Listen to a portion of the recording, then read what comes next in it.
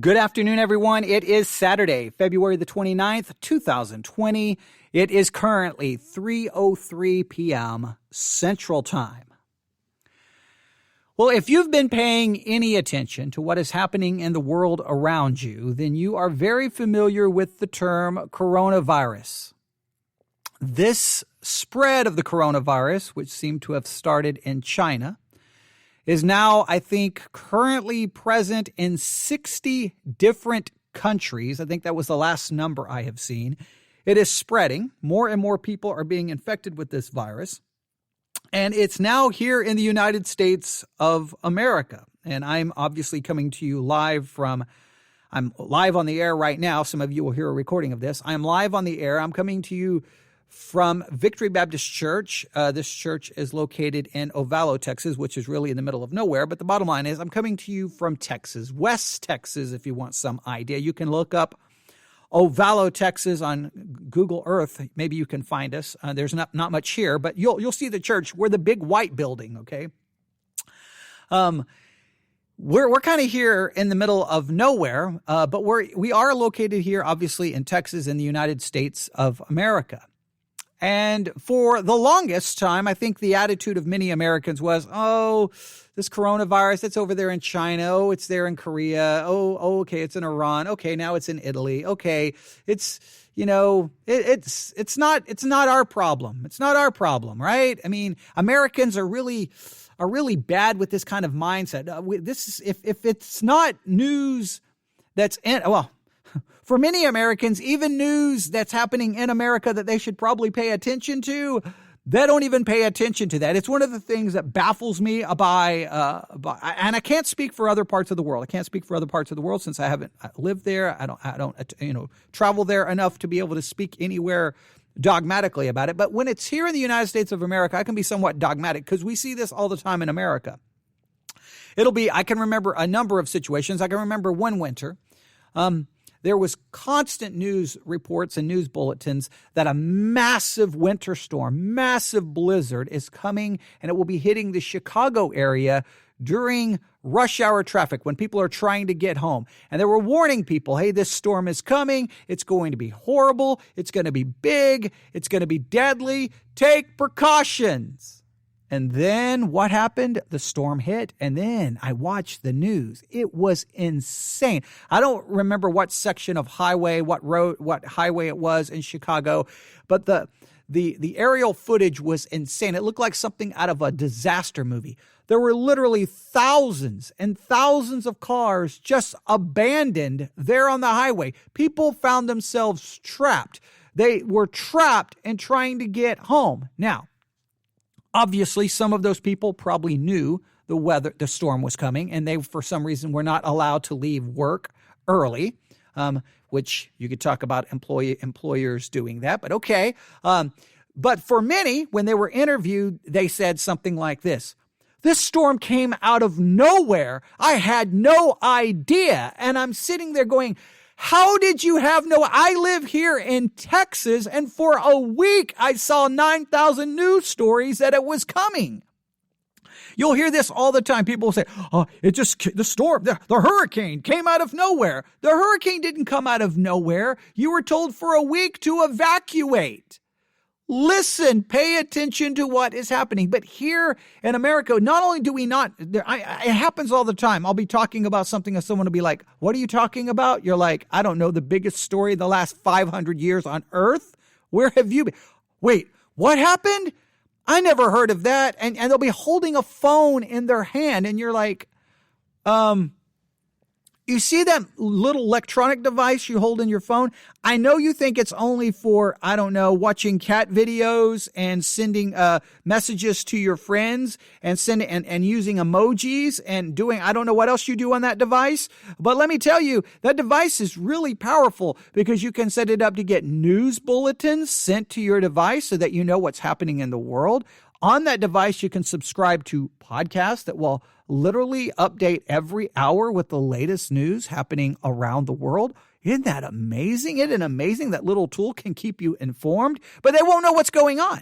I see it all the time. Even as a pastor, I'll be in church and mention something, and you'll get the look like, What is he talking about? I'm like, it's only been the topic of discussion everywhere on earth for 6 years. Where have you been? I think there's probably people walking around who don't know the Beatles broke up. Okay, I'm just always shocked how people don't know what's going on. And then when you add a virus that is spreading, but it started in China, oh, then Americans that's it. They're tuned out. They don't care. They don't like China. Where's that? Where's I don't know. Don't care. Don't care where it is. Can't find it on a map. Don't want to know where it is on a map. They don't care about anything happening anywhere else in the world. It's a very, very, very, very weird perspective. And again, not all Americans think this way, but many Americans do. They don't care what's happening outside of the United States of America. It's hard enough to get them to pay attention to what's going on in America. So there was a lot of Americans just don't care. A coronavirus, COVID-19 is the technical term. That's COVID, COVID-19. They don't care. They're not following the spread of it. They're not paying any attention. And it's just crazy. But there is this virus. It is spreading. In fact, in my opinion, I'm still shocked that it has not been declared a pandemic. I do not know. I suspect that there's almost an economic incentive because the stock market has been absolutely crashing with fears over the coronavirus. There's been all this concern about the coronavirus. I think that there's almost like we don't want to declare it a pandemic because it could have global economic ramifications. But I don't think economic concerns should determine when we declare something a pandemic. I mean, come on. The virus is now present in over 60 countries. It's spreading everywhere. Why don't we declare it a pandemic? All right, I don't know. Maybe there's a good reason, but it's frustrating me. From my perspective, from my limited perspective, I believe that it's basically, for all practical purposes, it meets the definition of a pandemic. We have an epidemic that is now spread to multiple countries and continents. It's continuing to spread. Some of the people being infected, we don't have a direct line to how they came in contact with said virus. In other words, we can't say, oh, this person visited China where the outbreak started. No, now we have people who are being infected with the virus and we don't know where they got it, how they got it. We don't have a clue. So that means the virus has broken all containment. It's not contained. It's present in over 60 countries. What more do you need? The epidemic has reached, I think, a level to declare it a pandemic. At least that's my opinion. So I think that it's time for people to start taking this a little bit more serious. I think it's time for people to pay attention. Now, here in a minute, I'm going to play a news report. But before I do so, let me make this clear. Right now, you can kind of divide the response you're seeing within the public into 3 categories. Category number 1, who cares? Who cares? It's no big deal. Whatever. I know about the virus. That's no big deal. It's just everyone's blowing it out of proportion. Who cares? I'm not worried about it. Option number 2 is, the coronavirus, it's a pandemic. We're all going to die. Run down, jump into your bomb shelter, lock it, and don't come out for a year. Well, it's over. The world is coming to an end tomorrow. Run, run, run. So you've got group number 1. Yeah, I know about it, but I don't really care. It's all hype. It's all hyperbole. It's all fake news. Who cares? Don't need it. Second group is run, lock yourself in now. Go buy everything, all the supplies, buy everything you need. Don't leave the bomb shelter for at least 1 year. Don't leave. Okay. So you got these 2 extremes. Who cares? It's no big deal to we're all going to die. And then you've got a third group who would be like coronavirus and be like, the what? Corona what? Is that a new beer? What Corona what? What are you talking about? They don't even really know what's going on. They're like, oh, I heard something about that. I thought it was a new movie. They're clueless. Okay. So you've got the clueless. You've got the indifferent. Yeah, whatever. It's no big deal. You've got the, we're all going to die panic. But we need some balanced perspective. And to be fair, obviously there are people out there with a more balanced perspective. But I think we've reached the point that it has to go from an awareness to at least a concern. I don't want to go with hyperbole, but I think there needs to be a concern the thing keeps spreading. Now, I understand that the flu kills more people every year than this new coronavirus. But the new coronavirus is new, all right? It is killing people. Yes, it seems the current rate is around 80% of people will be mildly impacted by it and they will recover. I understand that. But you have 20%. Now, 20% of, let's just say, millions and millions of people being infected, if it was to spread that wide, that 20% would be a large number of people who would be seriously ill. So now, again, we're a long ways from that. Now, it is spreading, and there is concern. Right now, the Pope Francis, tying this to a theological issue, he has canceled events for the third day because he's sick. Now, what is he sick from? Don't know. Haven't heard any official reports. But if he has the coronavirus, then obviously, it would be, and he did not take any precautions he didn't take any serious precautions, it appears. I think on Ash Wednesday, when he went out, from what I've seen, he was out among the public. He didn't have a mask, and as far as I could tell, he was touching people, and then he ended up sick. So don't know. In Italy, we have a coronavirus spreading. So, we've got issues. We've got a lot of issues to consider from a church perspective. How are churches going to handle this? You have churches who they're sometimes referred to as one cup communion. They celebrate the communion with one cup. They're going to celebrate the Lord's Supper, communion, the Eucharist, and everyone comes forward and they drink out of one cup. The cup is wiped down. It's given to the next person. Are you going to use one cup communion? If this virus becomes more prevalent in the United States of America, do you even use one cup during flu season? Flu season is deadly. Many churches believe that it's the only way to celebrate the Lord's Supper. Not only do they believe it's the only way, they believe it's the biblical way. Now, we could get into a whole biblical discussion, but what precautions are going to be taken? Are you going to cancel services? If there's a major outbreak in your city, what do you do? Especially large churches. What do you do? But the reason I decided to go live and come on the air is because we now have a report that we have the first death related to the coronavirus in the United States of America. So now we go from, hey, it's over there, to no, it's here, and someone just died from it. Now, I know you're going to say more people, 30,000 to 60,000 people die of the flu every year. I am aware of that. Not trying to use hyperbole, but this is a new virus that is spreading rapidly, and we need to at least be concerned. Now someone has died in the United States of America. It seems to be popping up in a lot of different places in the United States of America. And at first there was like, no, don't worry about it. Now you've got some arguing that, you've got the conspiracy theories starting, that this is a weaponized virus, that someone weaponized it, and it's being released to take down Donald Trump. You've got some, some theories going on like that. Now, I'm willing to investigate any theory, obviously. I'm all for asking questions. But I think, and then you could argue that Donald Trump kept downplaying it. And if he continues to downplay it, it could be the end of his presidency, because a lot of people think he was going to win the election. But if everyone in America is getting sick of a virus on his watch and he downplayed it and we're not prepared, which there seems to be some indications I don't think we're really that prepared, this could end up being a bad thing politically, horrible thing economically. The stock market, if you've got stock, man, you've lost. I can't remember how much wealth has been lost so far in the stock market over the last week. The number is staggering. You've got a lot going on with this virus. You got economic concerns, health concerns, political concerns, religious concerns. Those who celebrate the one cup communion.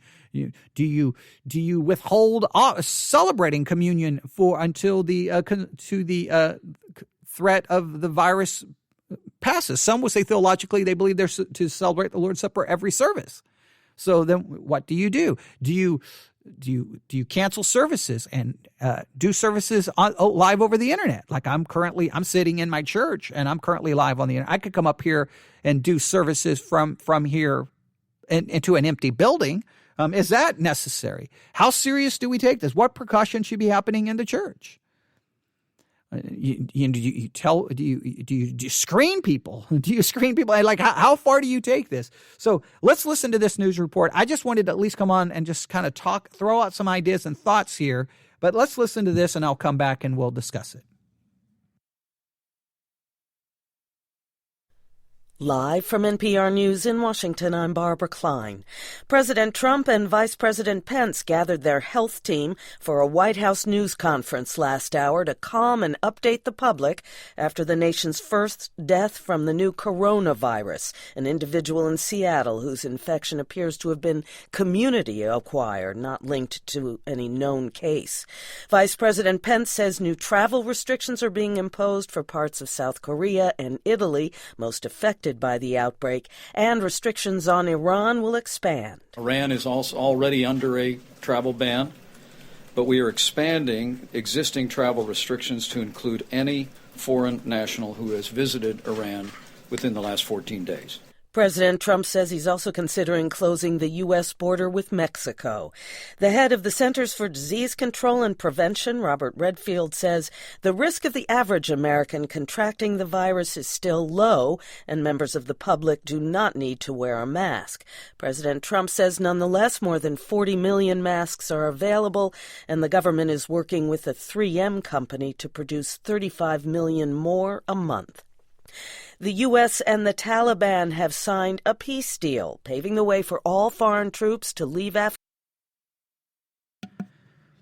All right, that was an update that was released at 3 p.m. 3 p.m. is when that was released. That's NPR Now. I would challenge you to subscribe to that podcast on your podcast app, NPR Now. It's updated every hour on the hour. You can also subscribe to ABC News hourly news update. It updates every hour on the hour. You'll get notifications every hour, and there'll be a new podcast. They're only 5 minutes long. That we're getting ready to go into the news in regards to Afghanistan and possibly bringing that war to an end. And I could talk about that for a long time, but we will not.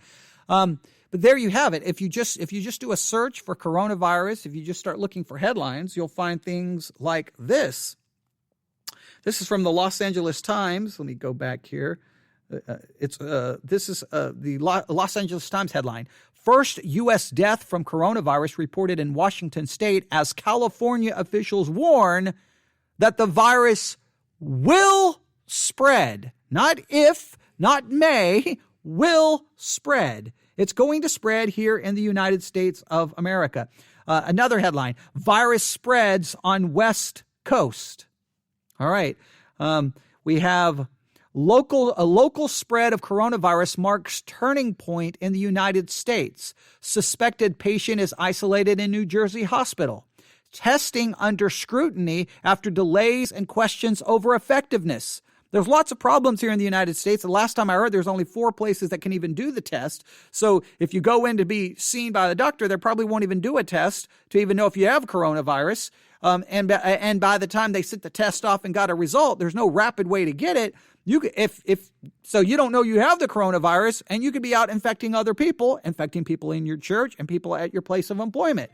So the testing system, in fact, speaking of news updates, ABC News update, I just got from one of my podcast things, I just got an update. So the whole testing system seems to be completely broken. We have a headline about missteps at the Center for Disease Control. They don't seem to know what's going on. How long can the virus survive on surfaces? That's a good question. Let's see what we have here. A new coronavirus spreads quickly around the world. U.S. health officials say they are aggressively assessing how long it can survive on surfaces to better understand the risk of transmission. Please note, this has been going on for a while, and we still don't know how long the virus can survive on a surface. All right. Based on what we know about similar coronaviruses, disease experts say the new outbreak of the virus named COVID-19 is mainly spread from person to person through coughing or sneezing. Contact with fecal matter from an infected person may also transmit the virus. The U.S. Centers for Disease Control and Prevention says it may be possible for a person to become infected by touching a surface or object that has the virus on it and then touching their own mouth, nose, or eyes. An analysis of 22 earlier studies of similar coronaviruses, including severe acute respiratory syndrome (SARS) and the Middle East respiratory syndrome (MERS), published online this month of the Journal of Hospital Infection concluded that human coronaviruses can remain infectious on inanimate surfaces for up to 9 days. Yeah, 9 days. So someone touches something, you come along, within 9 days, you touch it, then you touch your face, boom, you can get infected. You see how this thing could spread like crazy. You see how this could be a major problem and one of major concern. So I'm going from headline to headline to headline, and you see what you're getting here. You're getting something that should be a great concern. Trump plays down risk. So President Trump seems to be playing down, don't worry about this. Speaking of updates, I just got an NPR News Now update. So there's another NPR News Now podcast available. I just got it. That's why I'm telling you, subscribing to these things, you can keep up with what's happening in the world. We have toilet paper rationing happening in Hawaii. We have hoarding of supposedly occurring in some parts of the United States. We have empty shelves in Target, Walmart early as April. So they're saying there's going to be a massive shortage in some of those stores. Let's see. Americans are canceling domestic travel. We have photos of deserted, nearly empty airports around the world. A Google employee has tested positive. And some are saying this may be the once-in-a-century pathogen that we've worried about. And again, there's a headline there about Trump and travel restrictions and possibly shutting down the southern border. Because I've heard, the coronavirus, I think, is in 60 different countries. I believe Mexico is one of them. Well, I'm here in Texas. How long before it shows up in Texas? I'm just waiting. I'm waiting for it to occur soon. So once it starts, it's spread. They thought they had it. They were doing everything they can to contain it. They were doing everything they can. They were doing everything they can to contain it, and they were placing people in isolation. They were doing everything they can to try to stop it. And while now it's spreading, and you have no way to trace, like people are getting sick now and you can't trace it back. Oh, this person visited here and that was, now it's community-based spreading. So that seems to me that the virus that seems to, from my limited knowledge, indicate that it's broken containment. And now it's going to show up in community after community. How far it's going to spread, don't know. How many people are going to be infected? Not going to even pretend that we know that. And how serious will those infected be? One person has died. Now, more people in America have died this year from the flu. They're far greater number than one person dying of the coronavirus. I'm aware of that. People probably should take better precautions for the flu. We could get into all discussion. Should you get your flu vaccine? Not. We could get a whole discussion about the flu vaccine. I'm not a huge fan of it because typically the flu vaccine for this year is based off the strand of flu from last year. Okay. So sometimes when you'll go to the doctor and you have flu symptoms, the doctor will say something like, man, the flu virus is not very effective this year. But it's still, some people won't get even if there was even though there is a vaccine, many will not get a vaccine, even though vaccines have wiped out, diseases and many, we won't even get to the whole vaccine argument because then I'll get 9,000 emails from people who want to deny history. Okay. But we won't get into that. But in many cases, even if there was a vaccine, people would not get said vaccine. So, that's a whole different discussion. The bottom line is right now, there is no vaccine for the coronavirus. They're trying to work on one as fast as they can, but by the time you come up with what you think will work, you do testing, animal testing, then you got to do human trials. You're talking, I would think, at least a year before you could possibly have one. I have heard reports that they think warmer weather will stop the spread of it. Now, if that's true, then that's good news. If that is true, then that's good news for us here in Texas because I think tomorrow that we're supposed to be in the 80s. So that's good news. Maybe, I don't know. I just know that here's what I do know.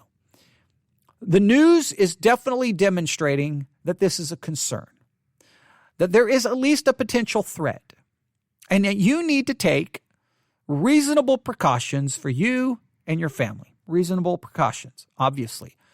I worked in the medical world for 22 years. wash your hands continuously, okay?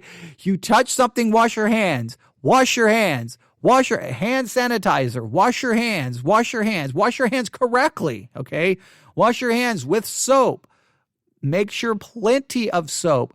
Wash and scrub those hands for at least a minute and a half at least. Make sure if you're drying your hands, you're not drying a hand that 15 other people just dried their hands with. That makes no sense. When you touch a surface, do not touch your face. Do not touch your face. Do not touch your face with your hands under any circumstances. I know it's like naturally to do, like I almost just did it right then. I do it all the time, especially when I'm preaching or teaching or doing a podcast. I'll touch my face. We take those precautions. Could it hurt to buy some? Depending on where you live, I think there's a lot. I think we got to use some reason here. If you live in a highly populated area that you know is at risk for possibly the spread of a virus, especially if you live in a state where the virus is already spreading and you live in a highly populated area, it may be a time to start purchasing some things you know you're going to need to keep yourself from having to go out into large gatherings and going out in the population. Now, I've seen this a number of cases, and I'm still somewhat mystified by it from a logical perspective. I've seen these drone footages, most of these in other countries, of long lines of people all standing in line together, waiting to get in line to buy masks. So you're going to risk standing in line in an area that's already where the coronavirus is spreading, and you're going to stand in line with all of these people, just all bunched together, breathing on one another. If people are coughing or sneezing, you're right there just going to get in line to buy a mask to help you prevent getting it. But that mask is not going to do you any good if you get it while you're standing in line with thousands of other people. I'm somewhat baffled by those footage. You're standing in line with all of these people in an area where the coronavirus is spreading so that you can get a mask to keep you from getting it. There's a great possibility you're going to get it standing in line. I don't understand that. And just please note, the mask, very important. There is no guarantee that the mask will prevent you from getting the virus because it all depends on what is coming at the mask. Large droplets that where the virus could be, and someone sneeze, something like that, the mask may prevent. Small things that are smaller will come through the mask, and you're going to get it. And you have to wear the mask properly. That means you have to cover your nose. Okay. I've seen pictures of people with the mask not covering their nose. I'm like, then that mask is useless. Okay, cover your nose with it. Come on now.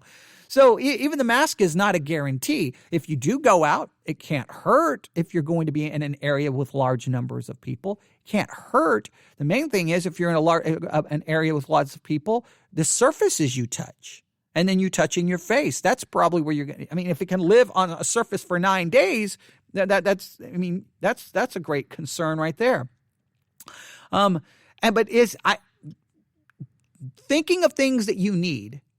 I don't think, they're talking about hoarding in the USA. I don't think you should run and, wipe out an entire store, but think of some things that you would need that, hey, if this was to spread and I didn't want to leave the house, what do you have in store? How long could you stay in the house without having to go out and get things? What basic necessities do you need? Food? What things do you need? I think at least consider. I'm not saying panic and run to the store right now, but think about it. And you may want to order online and have the box delivered to your house, right? With all the things, order it from somewhere, have it delivered to your house. Take the box and then take everything out. And when you're touching all the containers, make sure you wash your hands after you touch the containers because you don't know who packed it. So, lots of different things to consider. But I just wanted to at least go live and talk about this. I think pastors and churches in some areas are going to have to make some decisions. There's lots of churches in South Korea that are being closed, that are closing down. They're not having services. You've got the one big church there, some would call it a cult, where you've got all kinds of people infected in South Korea. They are canceling all services and doing their services via the internet. I think many large American churches, if, and I stress if this continues to spread, will have to take those things into consideration. What precautions is your church taking? And again, sometimes at church you don't think about it. What precautions are you taking in the nursery to make sure that kids aren't passing, the flu from one kid to another?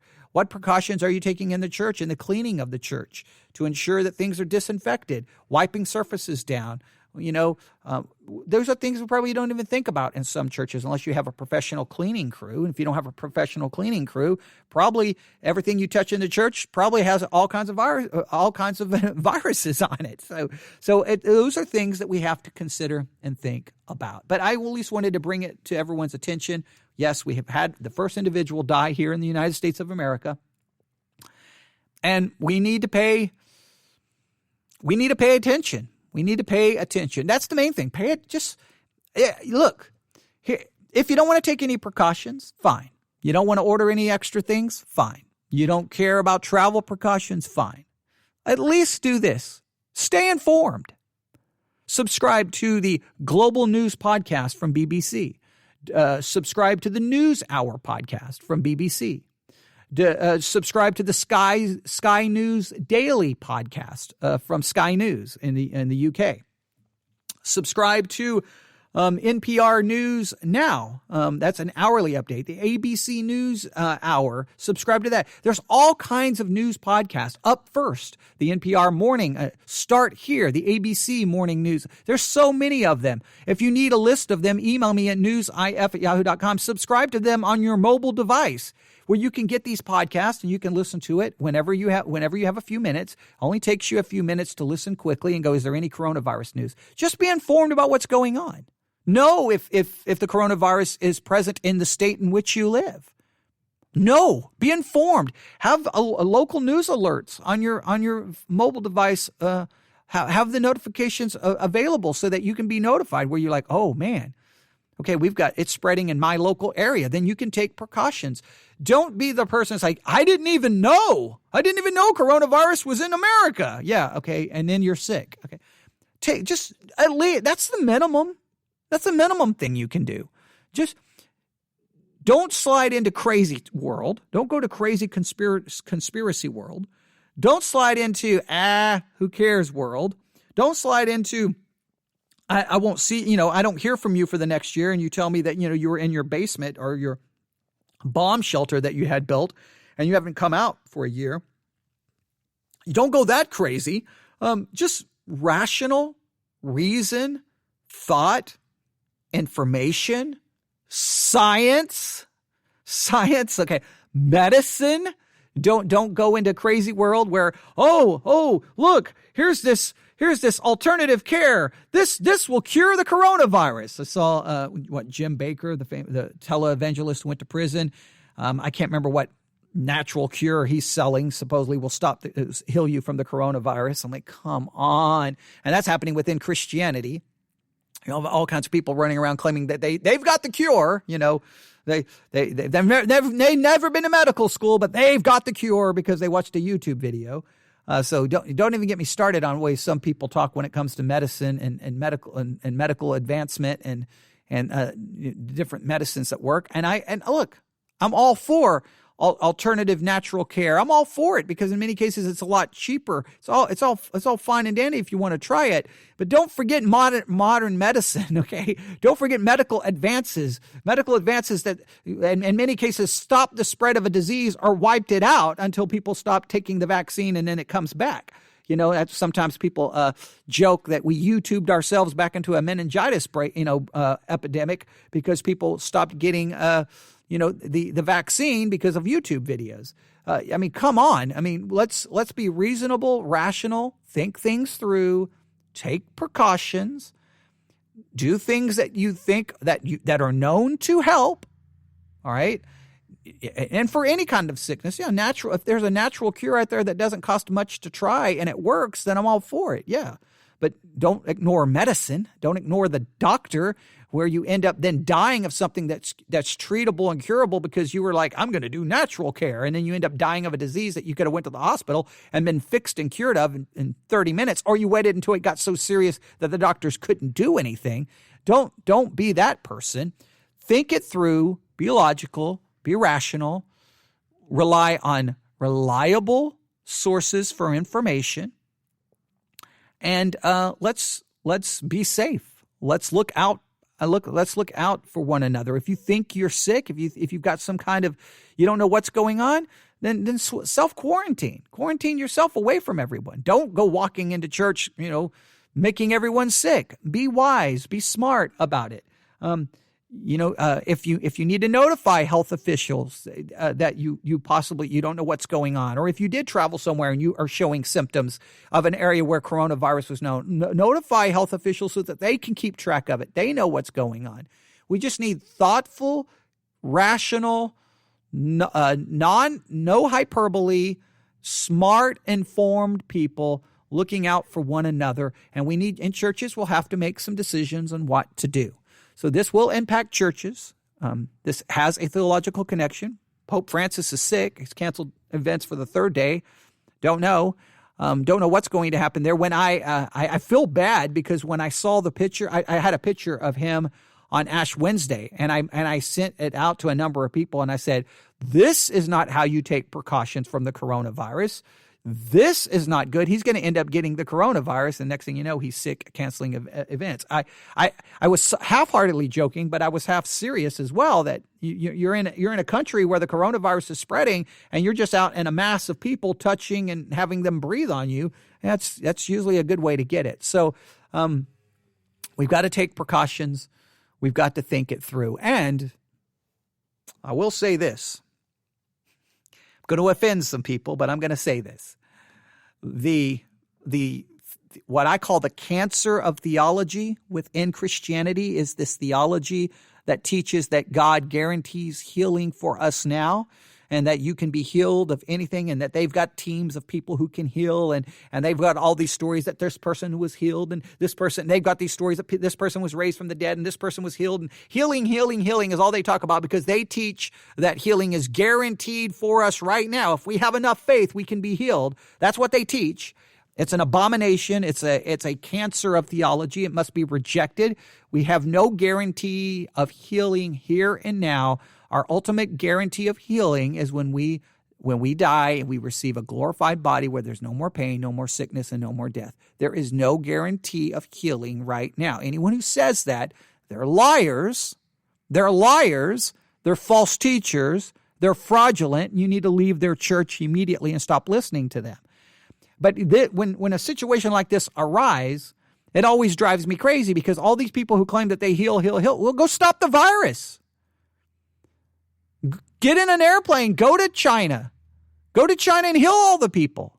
Go to South Korea, heal all the people. Go to Iran, heal all the people. Go to Italy, heal all the people. Where were you to heal the person who was in Washington, in Seattle, who died? Wait, 30 to 60,000 people die every year in the United States of America from the flu. Why aren't you healing them? How many people die every day from cancer? Why aren't you healing them? The charismatic nonsense should constantly, when they stand up and speak their lies, they should be shouted down with facts. You're not healing anybody because people keep dying. And you're going to blame that all these people didn't have enough faith. It doesn't take much faith to believe God can heal me. It takes more faith to believe in God and trust in God when I'm not healed. So don't tell me I don't have enough faith. I have faith to be healed of all kinds of things. That's not the way it works. God can if he so chooses, but there's no guarantee of any healing coming. And that kind of nonsense, when this kind of thing starts spreading, I just want to call the charismatic churches and say, come on, go heal the people. Come on, go up to the hospital. I worked in the hospital for 22 years, watched people get sick and watched people die. Never saw the charismatics coming around raising anybody. Okay, they didn't. All their claims are always like, this happened in some country that we've never heard of. Okay, this happened in some remote African village, somewhere in the African continent that we're not, that you've never heard of. Oh, we don't have any video of it, but we raised 3 people from the dead. We cured them of terminal cancer. Yeah, you did. Sure you did. Yeah, in an age where everyone has a phone, you have no video of it, and you won't release the medical records from, a real doctor saying, yeah, this person had this disease. And then you talk to the doctor and they're like, well, this kind of cancer has very long history of going into remission for no explained reason. No. They will make up their stories. And then when someone's not healed, well, guess whose fault it is? Don't listen to that nonsense. Don't listen to that nonsense. That's not the way it works. It's not. The apostolic gifts of healing were for the apostles, to confirm the apostles were apostles. It's not for us. Clearly, reality demonstrates that. All right, I'll stop right there. Just wanted to do a quick live broadcast, just to kind of tell you about what's going on and give you some updates. Listen to the news. Pay attention. I've said everything I needed to say. You can email me your thoughts, newsif@yahoo.com, newsif@yahoo.com, newsif@yahoo.com. Please be safe. Take some necessary precautions. Stay informed. Look out for one another. Think of your fellow man. Think of your fellow human beings. Okay. Think of the fellow people around you. Don't be careful with your sickness, not to infect other people. And churches who use the one cup, if you don't have a theological reason you're doing so, reconsider at least, maybe. If you have a theological basis and you believe it's Scripture, then obviously you've got to follow what you believe is in Scripture. I think maybe you want to study the subject to see if the Bible is clear. Does it clearly say you have to use one cup? Does it say everyone has to drink out of the same cup? I don't know if it's that clear. Maybe it is. Maybe it's something I need to reconsider. But just think about it. Churches will just need to make good decisions. Be thoughtful. And the main thing is you got to base decisions on what's happening around you. You need to know what's going on around you. If you have a church right now in a state where the coronavirus is spreading, then you need to think about what to do and not to live in a state of fear. No, we're not to be in a state of fear or anxiety or worry. We just need to be smart and wise. Wise as a serpent, harmless as a dove. All right, so make good decisions. All right, that concludes this live broadcast. Everyone have a great day. God bless.